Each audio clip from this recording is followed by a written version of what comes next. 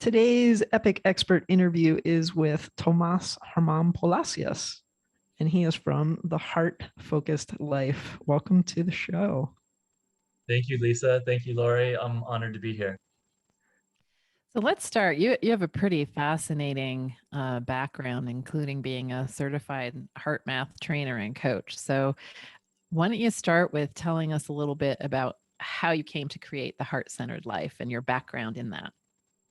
Well, it really started a long time ago. As a kid, I always loved helping people. I would help my neighbors. I started cutting grass before I even knew that I was supposed to be paid to do that. And then they were like, "Well, here's some money for." I was like, "Oh, well, I just kind of like to do that." And so I've always liked to help people, and it's just made me just feel lots of joy and energy. And I'd say that's really where my path started, although I had no idea back then that that's the path that I really wanted to live my life. I thought, I was going to kind of go on a much more traditional path, which is kind of how I got started, and kind of, working in business. And about 2 years ago, I started to kind of realize my own health was kind of declining. And I felt like I'm young and I live in this beautiful, amazing place, Durango, Colorado. I've got to do something about that. So I kind of took a deep dive into my own self-improvement. And along the line, I found heart math. And when I found heart math and I read the first article and saw like the first videos, I recognized right then and there, like there was this alignment between what they were teaching and who I am. And that's really where I started my journey is joining up and becoming first a coach with heart math. So tell us a little bit about then all the different services that you offer, because I know you work with everything from corporate clients to personalized coaching to all of the more personalized nutrition and kind of health coaching aspects. Yes. So, I guess starting off with the personal, because no matter if I'm working with an individual or with a corporate client, it comes down to the individual person.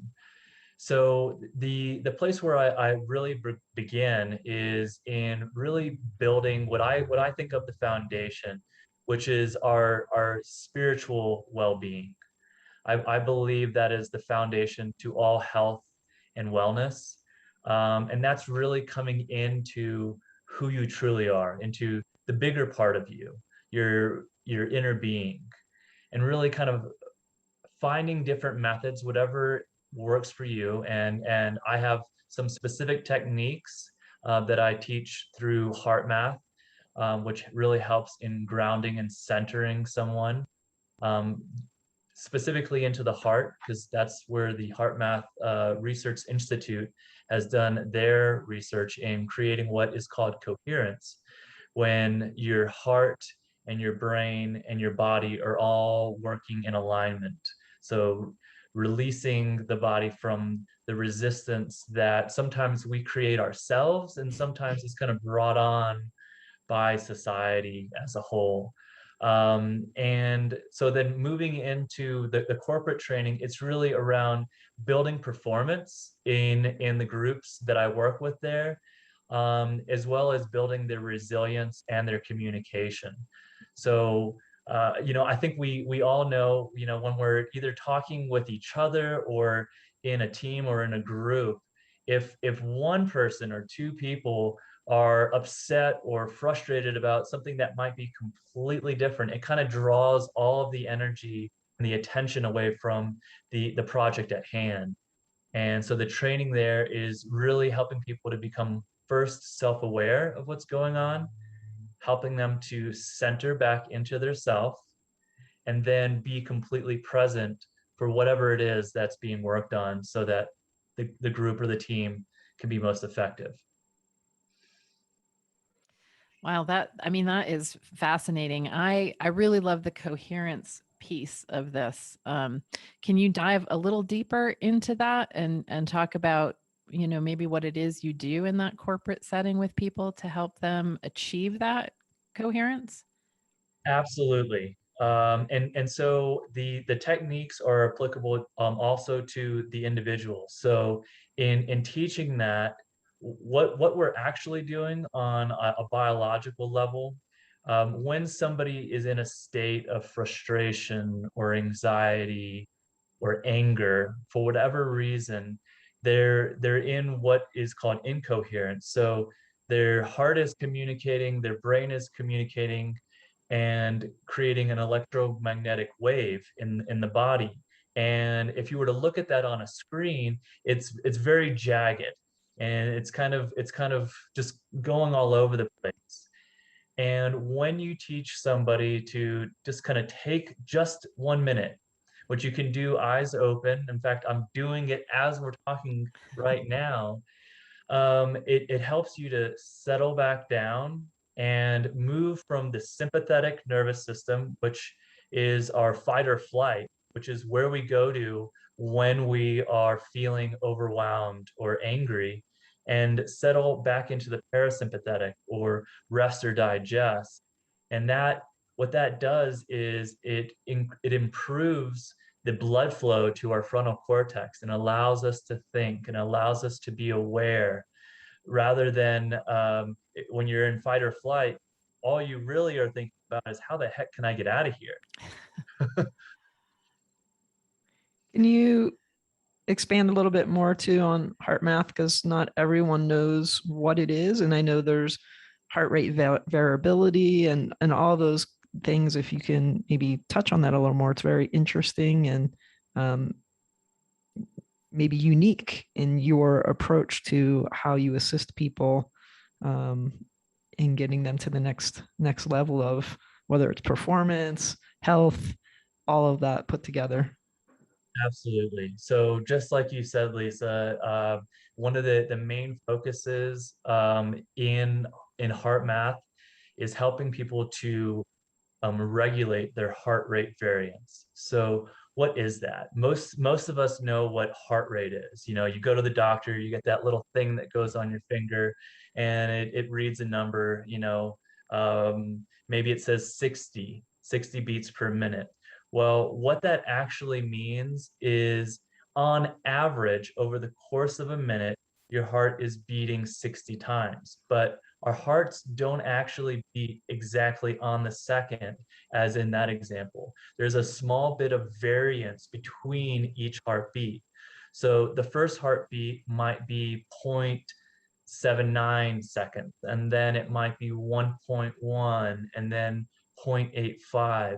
And that variability in the heartbeat is actually a very good sign. It's a sign of health, because we want our hearts to be able to speed up and slow down in a very smooth way. Why is that important? Well, if we're sitting here and we're just kind of hanging out, and then all of a sudden there's some type of dangerous thing that comes into our offices, then we want our heart to be able to quickly speed up so that it can pour blood to our legs and we can literally get out of here.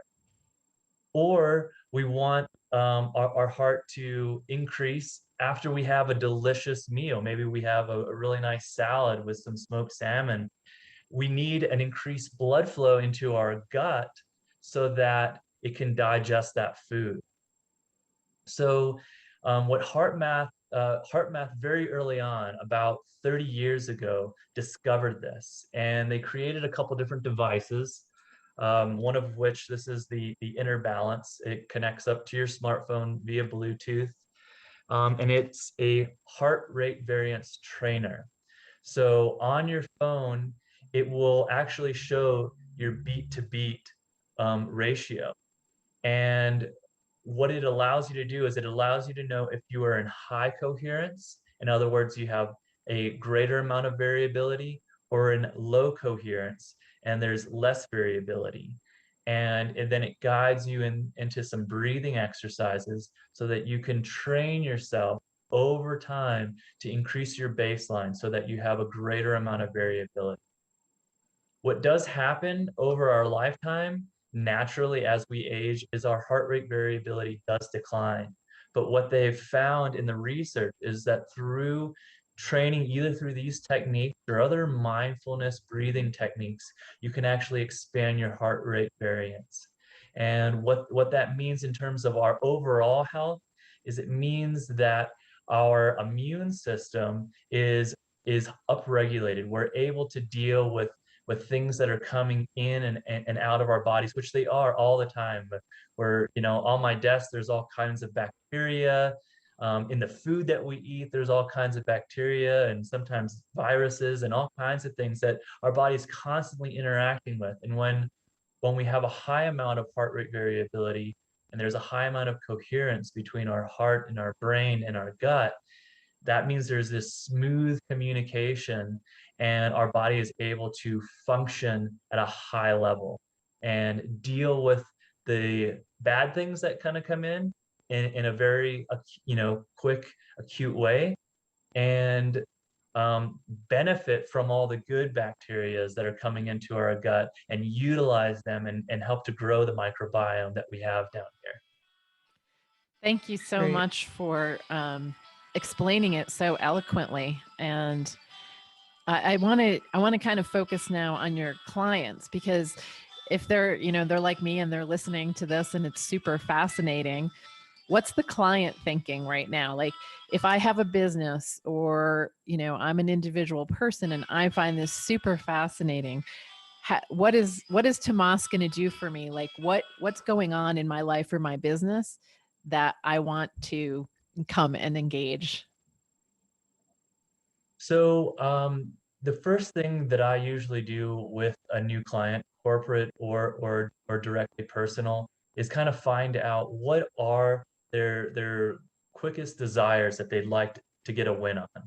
Because the best way to create momentum, whether it's in a business or with a person, is finding those first couple things that we can do together to improve, in the case of a business, improve their performance of their employees or their services, or improve the well-being of the individual I'm working with. So I'll identify what are a couple things that you want to achieve.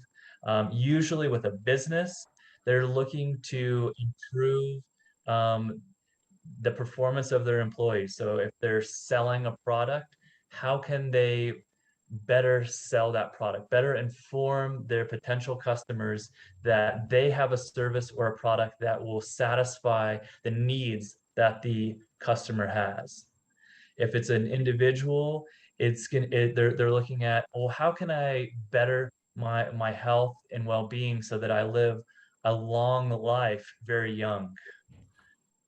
And so what I'm looking for is what are a couple things that we can check off right away. With a business, it's usually looking at, well, I have, perhaps an issue is I have a number of employees that are sick often. And so there's a certain amount of absenteeism happening in my company. They're sick, they're fatigued, they're not like overly ill for like out for weeks, but a day here, a day there. What can we do to maybe fix that? And so usually what I've seen in those scenarios is they're feeling overworked, overwhelmed.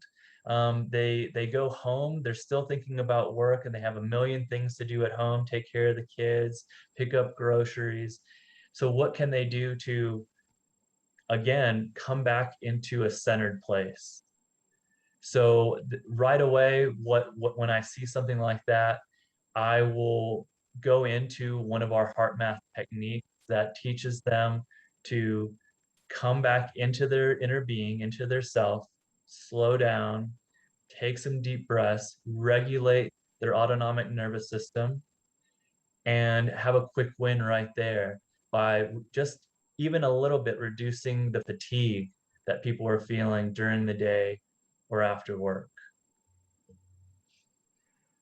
You talked about on I guess, nutritional and personal health level, the microbiome. Do you want to talk a little bit more about that? It's a word that is kind of trendy in the last year or two, that people are kind of looking for ways to improve their health, but maybe people don't know exactly what that is or how they can benefit from understanding more about it.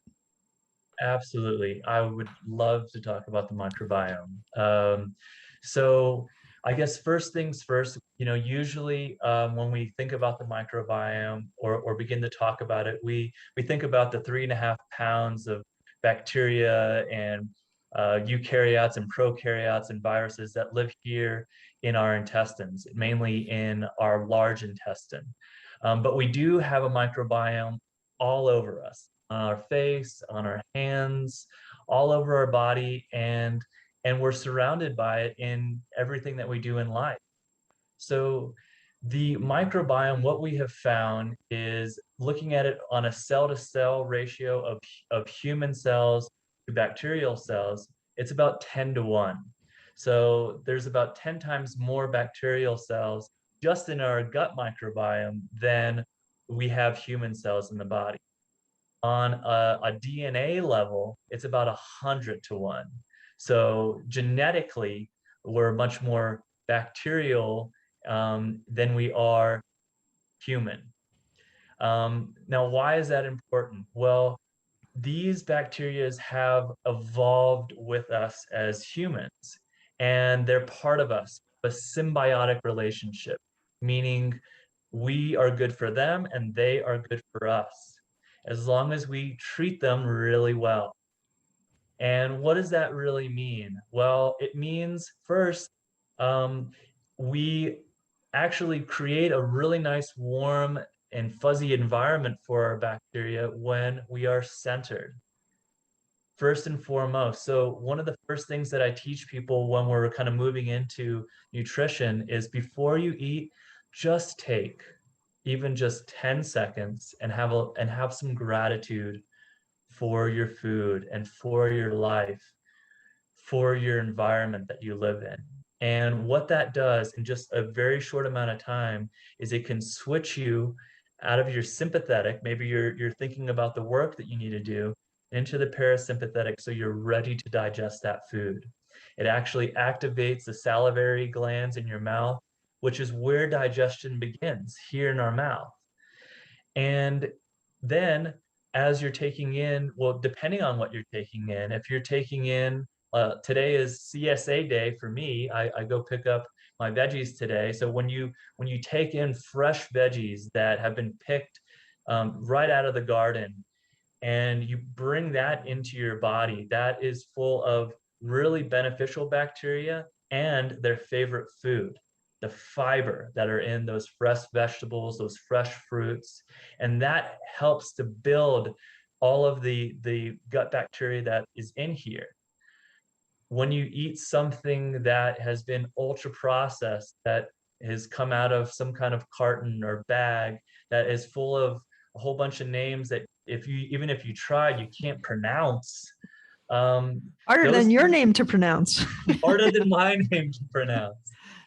Those things, well, our gut microbiome doesn't know what they are, and they actually harm our microbiome. A lot of them, are antibiotics and preservatives that actually behave very similar to antibiotics, and so they're killing off all of these good bacteria in here. That bacteria are making all types of very important chemicals for our body to operate optimally. A lot of chemicals like serotonin that we need in our brain, that help us to feel good, that help us to focus, that help us to do everything that we need to do on a daily basis. So it's very important when feeding us to feed them and to think about what you are eating, because food is so much more than just energy. I think a lot of people think of food as energy or calories, but food is medicine. It's the medicine that we take in 3 times a day, every day. Even if you forget to take your supplements or you forget to take whatever medications the doctor have given you, you always eat. You always eat something, unless you're choosing to fast, which is something else we could talk about. Um, and it's also information. Food is kind of like a program. So we're all sitting in front of our computers right now that are running this great program that allows us to talk to each other. Well, the food that we put into us is kind of like that. It tells our different systems in our body how to operate, and it gives them different chemicals that it can use that help it to run better. For example, there are certain foods that are very, very specific for our mitochondria, which are like the little energy factories that are on every single cell, which is also an ancient bacteria has become symbiotic with our cells millions of years ago. And so, for example, one thing that I put in my coffee, I remember, Laura, you were drinking a coffee with some coconut milk in there. Well, in coconut milk is what is called MCT oil, or a medium chain triglyceride. That specific type of oil that naturally occurs in coconuts is very important for our mitochondria and for our brain health. And it helps a lot of the bacteria that's here, as well as the cells throughout our entire body. Thanks for bringing in that perspective. You know, it's quite a divergence from the mainstream narrative Exactly. of bacteria and virus as, you know, attackers, rather than, you know, that we actually evolved with them and they are information, and that we actually do have a symbiotic relationship with them. So we appreciate you bringing that view in. So let's talk a little bit about the avenues that you use to help like educate your clients. Like, how do you you know, how do you connect with them and inform them about this? You know, it's a view that we share, by the way, this more functional medicine, more holistic view. Obviously, we share that at EPIC. And how do you educate your clients about that? Well, I guess the most direct way would be my website, which is theheartfocusedlife.com. I also have a Facebook page, The Heart Focused Life, and an Instagram, The Heart Focused Life. So on there, I will post little bits of information about a variety of the topics that we've talked about and more. And what I really like to do is get out in the community and connect with people directly, which is something now we've been able to do a little bit more, that things are kind of opening up, even though we have this variant that's kind of going about. That's probably the easiest way to get a hold of me, is going on to some of the social media, Facebook or Instagram. I'm also on LinkedIn, just by my name, Tomas German-Palacios. People are, you know, welcome to reach out to me there, especially if you'd like to set up some corporate training. And I have a lovely, lovely, lovely ad in Epic Magazine Yay. right there. So my phone number is on there. That's my direct line. So I welcome people, even if they just have a question, to give me a ring, and I'd be happy to set aside a few minutes and chat. You do free consultations, I think I saw right on your website. So I do free consultations. The most important thing for me is to know that whomever I'm going to work with, that we align. We align on a vibrational level, and we align in terms of the values that we see. So if you think that medications are the answer to everything that you need to do in life, we're not going to line up very well.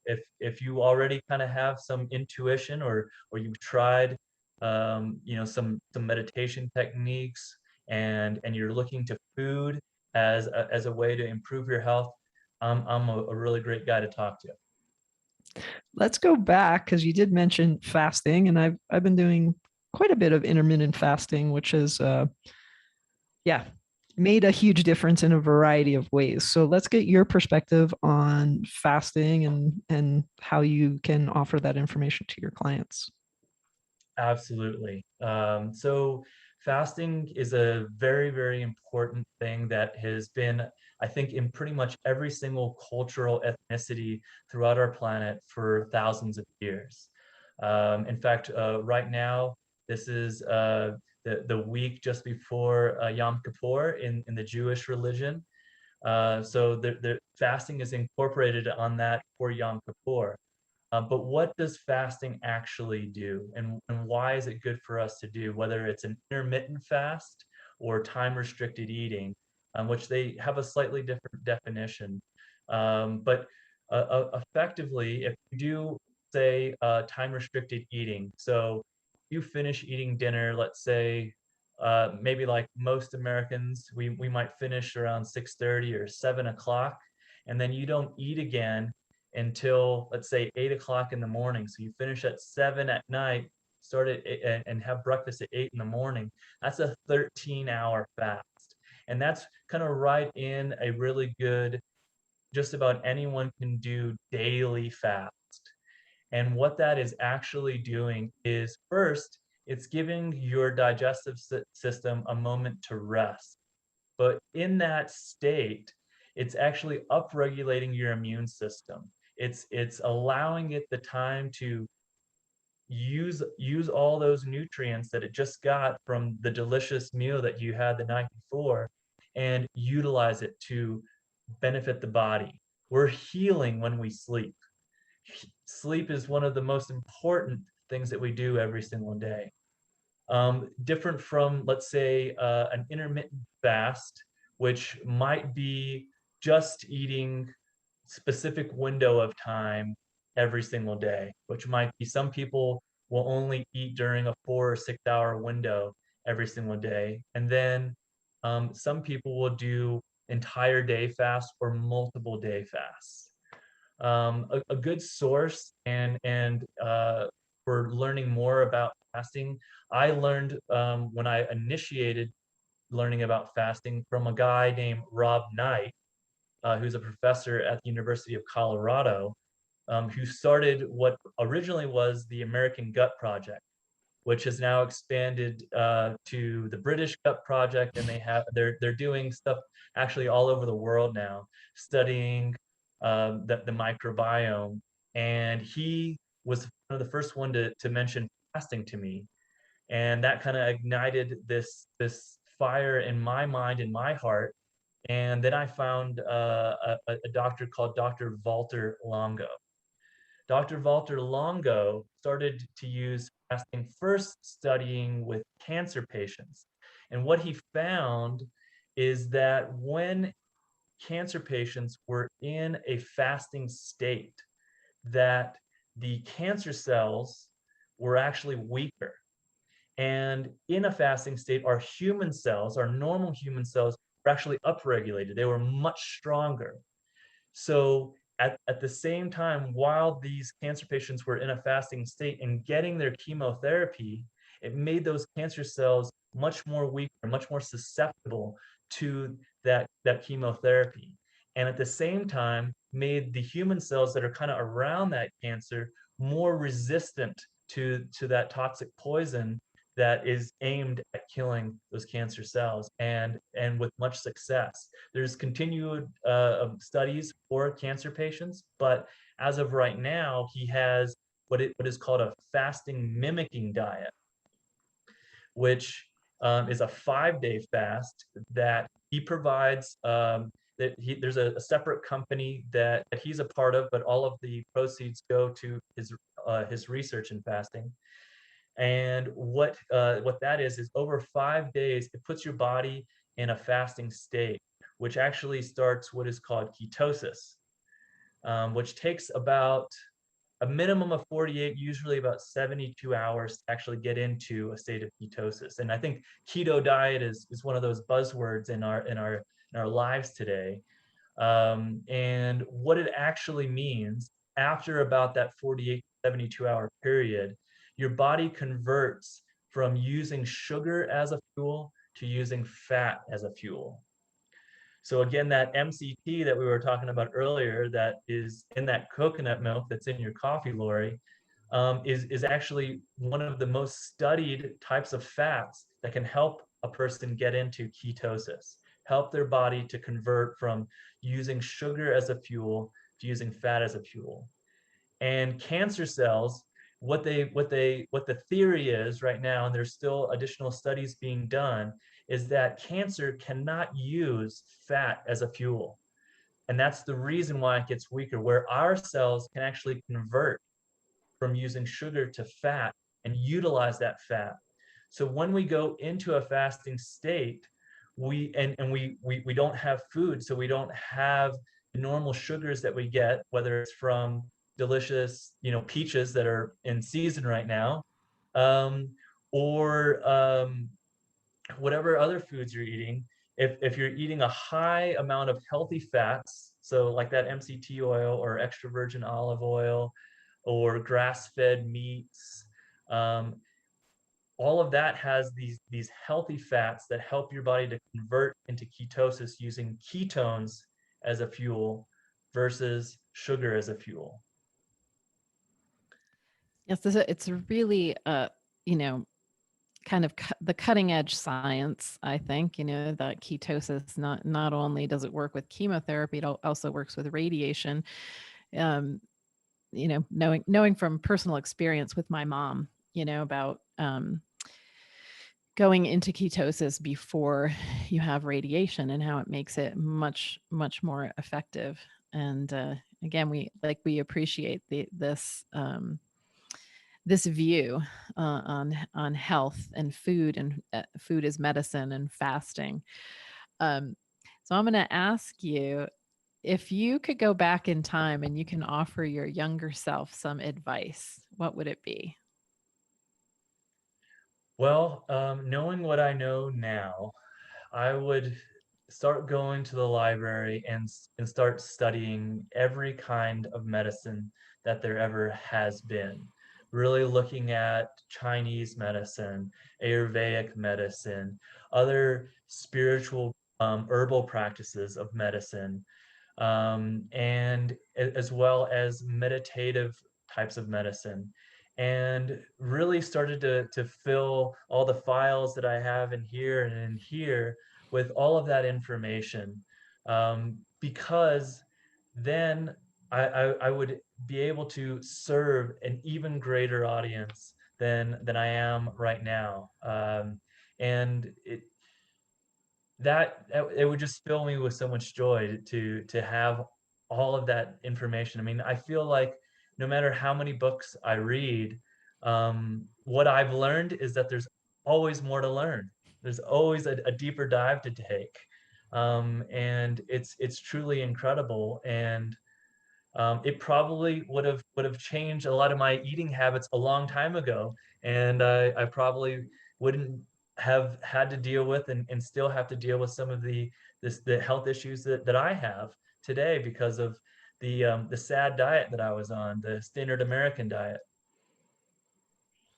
Way far too many people are still on it. So yeah, as Lori said, we appreciate you having these perspectives and wanting to, I can feel you're overjoyed with the opportunity to share with people and help them to really take their life to the next level. So thank you for that. And with that said, what do you see as your impact or your legacy, 10, 15, 20 years from now? What would you like that to be? Well, 20 years from today, I would like to be on a world tour with many other like-minded people that are helping to change the paradigm of the world that we live in, much more than just our own health and well-being. We kind of touched on earlier the microbiome. Well, the microbiome starts with where our food grows and the microbiome that's in that soil. And helping people to realize where their food comes from, and then what they do with their food scraps or what they don't end up eating. It's this full cycle. So as we heal ourselves, we heal our entire planet. So 20 years from now, I foresee myself going around the world, speaking in large groups and conferences with people, just opening up their eyes to this world where we can live symbiotically with our entire ecosystem.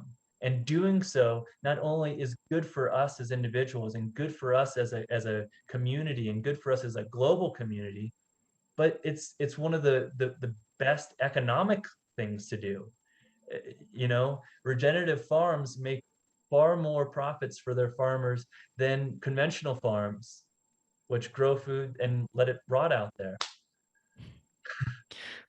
We could do an entire other interview just on changing of systems and how that macrocosm out there affects the microcosm, and how, you know, building our stronger microcosm can really reflect in our outer world as we move to new levels of consciousness and have a collective mindset of how we just regenerate everything and every system that we currently have in place.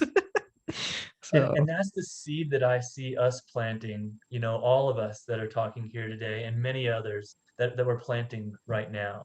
And it's growing, and it's becoming vibrant and beautiful. And we just got to keep feeding it. And you know, I see a bright future amongst a lot of hurdles, but I think we can overcome them. It reminds me of J. Krishnamurti saying, you know, it's no measure of health to be, you know, well adjusted to a sick society. And we, you know, we cannot be healthy in a sick ecosystem. And that ecosystem, it includes our food, and it also includes, you know, our cultural values as well. Absolutely. Well, it's been really a pleasure getting to have this conversation with you today. The pleasure is really mine. Thank you, Lori. Thank you, Lisa.